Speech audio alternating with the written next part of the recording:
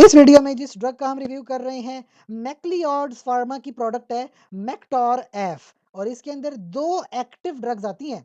एक ड्रग है अटोरवास्टेटिन और दूसरी ड्रग है फिनोफिब्रेट। इन दोनों का कॉम्बिनेशन ये मेडिसिन होती है मैक्टोर एफ और ज़्यादातर वो लोग इसका इस्तेमाल करते हैं इन टैबलेट्स का जो मोटापे का शिकार हैं या जिनके अंदर जो है कोलेस्ट्रॉल या लिपिड्स जो है बहुत ज़्यादा बढ़ गए हैं जिसकी वजह से उनको ज़्यादातर प्रॉब्लम्स हो जाती हैं।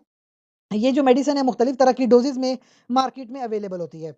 देखिए, ये जो लिपिड्स है ना, लिपिड्स की मुख्तलिफ अक़साम हैं। जैसे कोलेस्ट्रॉल एक तरह का लिपिड है, एलडीएल एक तरह के लिपिड्स हैं, ट्राइग्लिसराइड्स एक तरह के लिपिड्स हैं। तो कभी-कभी क्या होता है कि जिन लोगों को चिकनाई का खाने खाने का बहुत शौक है ना, तेल में तली हुई या घी में तली हुई चीज़ें बहुत ज़्यादा खाते हैं, उन लोगों का ना ये कोलेस्ट्रॉल बहुत ज़्यादा बढ़ जाता है। तो कोलेस्ट्रॉल बढ़ने का एक नुकसान ये है कि इससे ब्लड वेसल्स ब्लॉक हो जाती हैं और ब्लड वेसल ब्लॉक हो गई ना, तो उसके एंड पे जो ऑर्गन है, चाहे वो हार्ट हो, वो ब्रेन हो, उसको ब्लड नहीं मिलता। तो वो ऑर्गन डैमेज हो सकता है, हार्ट अटैक हो सकता है, स्ट्रोक हो सकता है, बंदा मर सकता है। लिहाजा इस कोलेस्ट्रॉल को कंट्रोल करना बड़ा ज़रूरी है। एंटी हाइपरलिपिडेमिक्स जैसे अटोरवास्टेटिन वगैरह है, बहुत ज़रूरी है।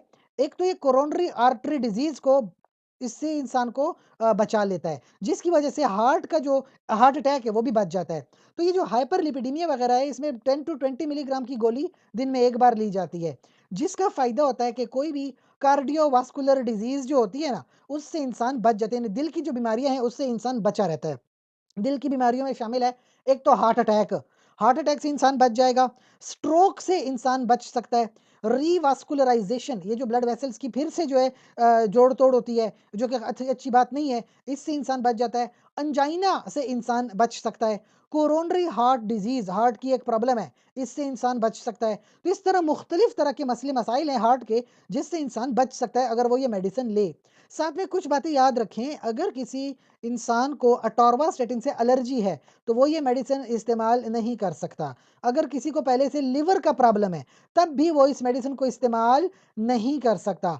साथ ही साथ जो लोग इस मेडिसिन का इस्तेमाल कर रहे हैं, अक्सर उनको डायरिया हो जाता है, ज़्यादातर लोगों की शिकायत है।